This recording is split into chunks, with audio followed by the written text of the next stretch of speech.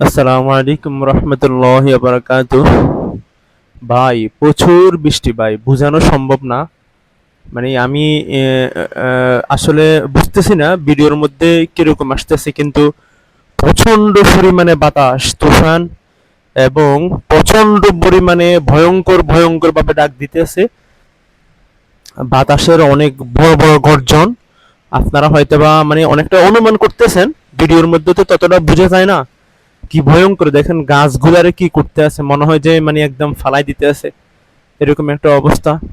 আমাদের প্রিয় নবী হযরত মুহাম্মদ সাল্লাল্লাহু আলাইহি ওয়াসাল্লাম যখন এরকম ভাবে প্রচন্ড পরিমাণে ঝড় এবং তুফান আসতো, তখন আল্লাহ পাক রব্বুল আলামিনের কাছে এই দোয়াটা করতেন, আল্লাহুম্মা ইন্নী আসআলুকা খায়রাহা ওয়া খায়রা মা ফিহা ওয়া খায়রা মা উরসিলাত বিহি ওয়া আউযু বিকা মিন শাররিহা ওয়া শাররি মা ফিহা ওয়া শাররি মা উরসিলাত বিহি।